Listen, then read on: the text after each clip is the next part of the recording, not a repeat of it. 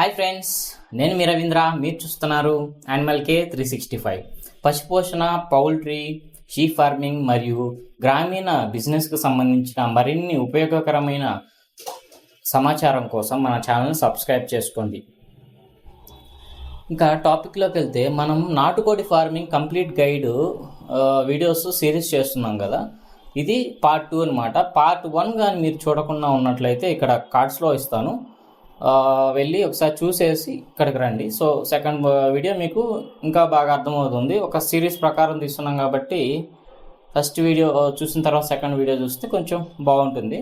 First వీడియోలో మనము demand, marketing, అలాగే plan execution, initial plan execution ఎలా చేయాలి అనే దాని గురించి మాట్లాడుకున్నాం కదా.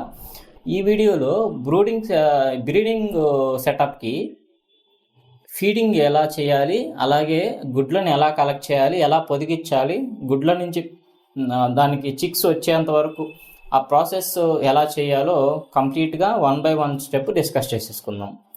ఫస్ట్ ఫీడింగ్ గురించి మాట్లాడుకుందాం.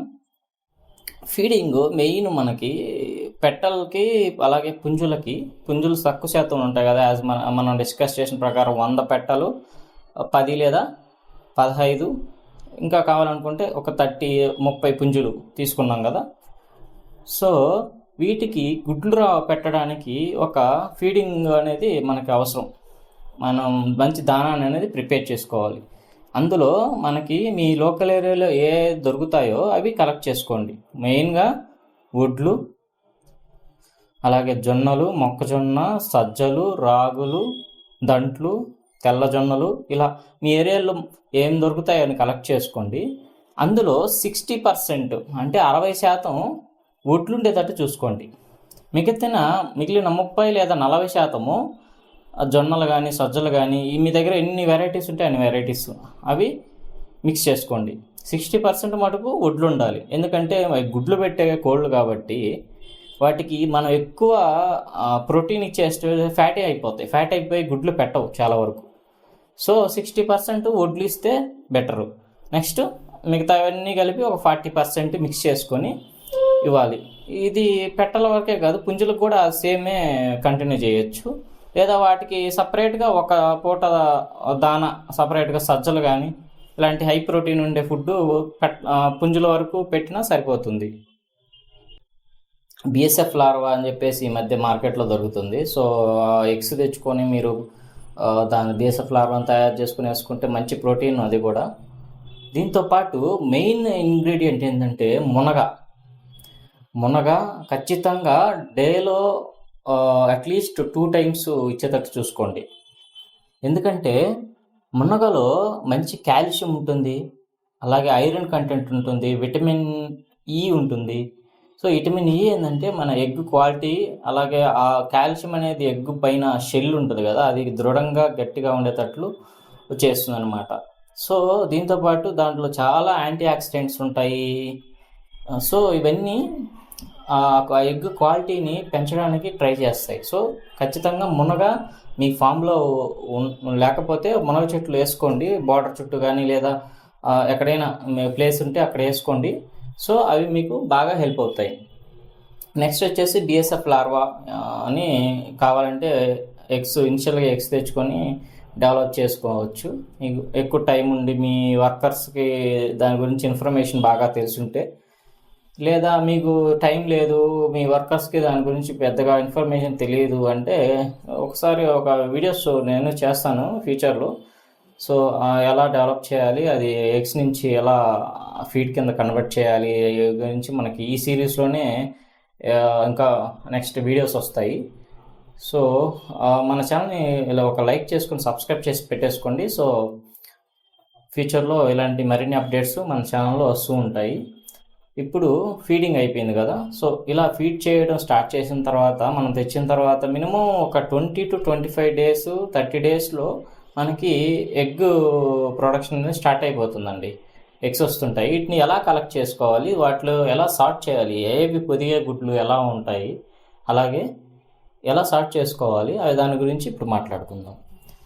పొదిగే గుడ్లుని ఇప్పుడు మనం గుడ్లు పెట్టలు వచ్చినప్పుడు వాటికి సరైన స్థలాన్ని కేటాయించుకోవాలండి. మన దగ్గర 100 పెట్టలు ఉన్నాయి, అన్నీ ఒకసారి రాకపోవచ్చు. మినిమం మన దగ్గర ఒక 10 లేదా 15 గంపలు, లేకపోతే ఆ షెడ్లో వాటికి సపరేట్ సెక్షన్స్, కబోర్డ్స్ క్రియేట్ చేసుకొని కింద ఇసుక లాంటిది ఏదైనా వేసుకొని పెట్టుకోవాలి. లేదా టైర్స్ కూడా ఫేమస్ అవుతున్నాయి, టైర్స్ కూడా చాలామంది వాడుతున్నారు.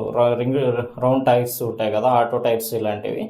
సో వాటిని వేసుకొని కొంచెం కింద ఇసుక వేసుకొని పెట్టుకున్నా కానీ ఓకే, లేదా ఈ గోధుమ పట్టలు వేసి పెట్టుకున్నా కానీ ఎగ్స్ పెట్టడానికి వాటికి ఈజీగా ఉంటుంది, సెక్యూర్గా ఫీల్ అవుతాయి అనమాట. అవి గంపలో పెట్టడం కానీ ఇలా ఒక సర్ఫేస్ వాటికి సపరేట్గా ఉండాలి, ఒక సెక్యూర్ ప్లేస్. సో అప్పుడు అవి సెక్యూర్గా ఫీల్ అయ్యి అక్కడ ఎగ్స్ పెడతాయి. తర్వాత వీటిని రోజుకి 3 నుంచి 4 సార్లు కలెక్ట్ చేసుకునేటట్లు చూడండి. మార్నింగ్ నుంచి ఈవినింగ్ లోపల ఎగ్స్ పెడతా ఉంటాయి కదా. సో రోజుకి 4-5 సార్లు చెక్ చేయండి, ఆ షెడ్లోకి వెళ్ళి చెక్ చేయండి, లేదా బయట ఎక్కడైనా పెడుతున్నాయా చూసుకోండి, వర్కర్కి చెప్పండి చూసుకోమని చెప్పేసి. నెక్స్ట్, ఇలా కలెక్ట్ చేసిన ఎగ్స్లో మరీ స్మాల్గా షెల్ కరెక్ట్గా ఫామ్ అవ్వకుండా పలసగా పైన పొక్కు పలసగా ఉన్నా కానీ, మరీ పెద్ద గుడ్లు పెట్టినా కానీ వాటిని సపరేట్ చేసేయండి. సపరేట్ చేసేసి బాయిల్ చేసి మీ పుజ్జులకు కానీ లేదా వర్కర్స్కి కానీ మీకు కానీ ఇలా వాడుకోండి. మిగతా వాటిని ఆ వి షేప్ ఉంటుంది కదా, ఇట్లా ఉంటుంది కదా ఎగ్, ఈ వి షేప్లో ఉంటుంది. సో ఆ వి షేప్ కింద ట్రేలో వచ్చేటట్టు ఒక ట్రేలో పెట్టుకొని ఫ్రిడ్జ్లో చాలా లో టెంపరేచర్లో పెట్టుకోండి. ఒక 16 to 18 డిగ్రీ సెంటీగ్రేడ్లో సెట్ చేసుకొని ఫ్రిడ్జ్ని, అంటే ఎక్కువ కూలింగ్ అవసరం లేదు, లో కూలింగ్లో పెట్టుకొని, వెరీ లో కూలింగ్ ఉంటుంది దానిలో ఆప్షన్ ఉంటుంది, సెట్ చేసుకొని అందులో పెట్టుకోండి. మీకు సపరేట్గా ఎగ్స్ కోసమే ఒక ఫ్రిడ్జ్ కానీ లేదా ఒక ప్లేస్ ఉన్నప్పుడు ఈ టెంపరేచర్ సెట్ చేసుకునేటట్టు ట్రై చేయండి. లేదా నార్మల్ ఫ్రిడ్జ్లో అయినా ట్రేలు పెట్టేయచ్చు, ఏం ప్రాబ్లం ఉండదు. ఇలా కలెక్ట్ చేసిన ఈ గుడ్లని 6 లేదా 8 రోజులు మధ్యలో ఇలా కలెక్ట్ చేసిన గుడ్లని మీరు కోడి కిందన పొదిగించవచ్చు. మీకు ఇనిషియల్గా మీకు కోళ్ళ కిందే పొదిగిస్తాము, మేము పిల్లలు టేక్ కేర్ చేయడం కష్టం అవుతుంది అనుకుంటే కోడి కిందే పొదిగించవచ్చు. లేదా ఇక్కడ 3 అప్రోచెస్ ఉన్నాయి. కోడి కింద పొదిగించడం ఒకటి ఫస్ట్ అప్రోచ్. ఇందులో మనకి ఎలాంటి జాగ్రత్తలు తీసుకోవాల్సిన అవసరం లేదు. జస్ట్ అవి తీసుకొచ్చాము, కోడిని సపరేట్ చేసి వేరే కోల్డ్ రాని ప్లేస్లో చూసి లేదా ఒక గంప బాల్ ఇచ్చేసి అందులో పొదిగేసేస్తాం, నెంబర్ 1. రెండోది ఇంక్యుబేటింగ్ చేయడం. ఇంక్యుబేటర్ సెటప్ తెచ్చుకొని మనకి 24 hours కరెంట్ ఉండాలి దానికి ఖచ్చితంగా. 24 hours కరెంట్ ఉన్నట్లయితే మనకి ఇంక్యుబేటర్ సెట్ అయిపోతుంది. లేదా ఒక ఇన్వర్టర్ సెట్ చేసుకోవడం దానికోసం. సో ఇన్వర్టర్ పెట్టుకొని దాంట్లో మనము ఒక 36.5 డిగ్రీ సెంటీగ్రేడ్ లేదా 99.5 ఫారెన్హీట్లో ఆ టెంపరేచర్ని సెట్ చేసుకోవాలి. అలాగే హ్యూమిడిటీ వచ్చేసి 55-65 మధ్యలో హ్యూమిడిటీ ఉండేటట్లు సెట్ చేసుకోవాలి. ఇలా సెట్ చేసుకొని ఆ ఎగ్స్ మనం ఫ్రిడ్జ్లో పెట్టాం కదా, ఆ ఎగ్స్ తీసుకొని ఒక 12 గంటలు బయట నార్మల్ టెంపరేచర్కి వచ్చేటట్లు చూసుకొని తర్వాత ఇంక్యుబేటర్లో ప్లేస్ చేయాలి.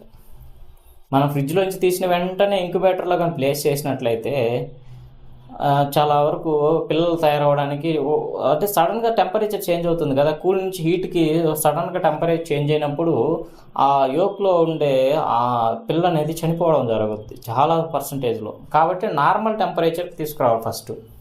ఇది మెయిన్గా గుర్తుంచుకోవాల్సిన విషయం. మనం ఇంక్యుబేటర్లో గుడ్లు పెట్టేటప్పుడు కానీ కోడి కింద పొదిగేసేటప్పుడు కూడా ఇదే ఫార్ములా. నార్మల్ టెంపరేచర్కి తీసుకొచ్చేసి తర్వాత గుడ్డు కింద దాన్ని ఇంక్యుబేటర్లో ప్లేస్ చేసుకోవాలి.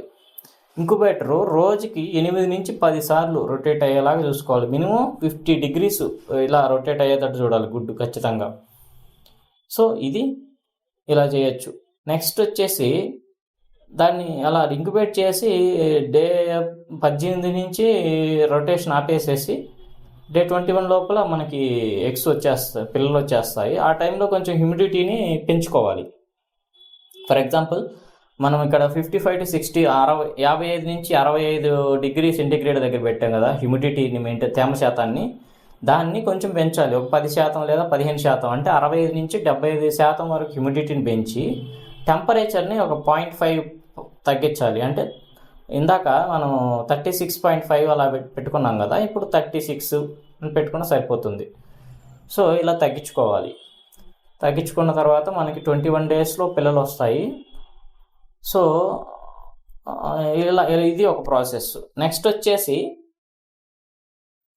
మనకి ఈ ఇంక్యుబేటర్లో వచ్చిన పిల్లల్ని మనం డైరెక్ట్గా బ్రూడింగ్ సెటప్ పెట్టేసి వాటికి తగినంత వేడిని ఇవ్వలేకపోవడం కూడా చాలామంది రైతుల్లో చూస్తుంటాం. ఇలా కూడా చాలా పిల్లలు అనేవి చనిపోతుంటాయి సరిగ్గా వేడి తగలక. వాటికి బ్రూడింగ్ సెటప్ ఎలా సెట్ చేసుకోవాలో తెలియక ఇలాంటి సిచ్యువేషన్ నేనేం సజెస్ట్ చేస్తానంటే, ఒక కోడిని లేదా ఒక 100 గుడ్లు పెట్టారు, మీరు 100 గుడ్లు పెట్టారు, ఒక 80% అంటే ఒక 80 పిల్లలు వస్తాయి అనుకున్నప్పుడు ఒక 2 కోళ్ళని డమ్మీ గుడ్లు వేసి పొదిగించండి ఊరికే. ఎప్పుడు మనకి పిల్లలు వస్తాయి, ఇంకొక వారంలో పిల్లలు వస్తాయి అనగా అప్పుడు ఒక డమ్మీ గుడ్లు వేసేసి 4, 3 ఒక్కో దాని కింద ఒక 2 పెట్టల్ని పొదిగించండి. అప్పుడు పొదుగులో ఉంటాయి కదా, వాటిని తీసుకొచ్చేసి డమ్మీ ఎగ్స్ దొరుకుతాయి ఆన్లైన్లో. మీకు కావాలంటే నేను లింక్ కూడా పెడతాను మనకి డిస్క్రిప్షన్లో, అక్కడి నుంచి మీరు పర్చేస్ చేసుకోవచ్చు.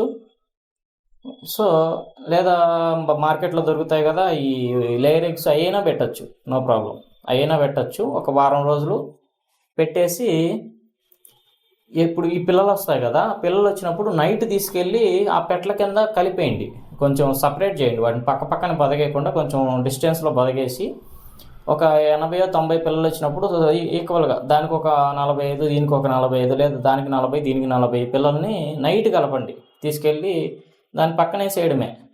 సో అది నా పిల్లలే అని చెప్పేసుకొని అదే టేక్ కేర్ చేసుకుంటుంది. ఇంకా మనం ఇంకా టెంపరేచర్ మెయింటైన్ చేయడం ఇలాంటివి చాలా వరకు తగ్గుతాయి, మనకి మెయింటెనెన్స్ కూడా చాలా వరకు తగ్గుతుంది. సో ఇదొక ప్రాసెస్. సో ఇలా చేయొచ్చు. నెక్స్ట్ వచ్చేసి ఈ మూడులో మీకు ఏదైతే చేస్తున్నారో ఏ సెటప్ బాగా ఇంట్రెస్టింగ్ అనిపించింది?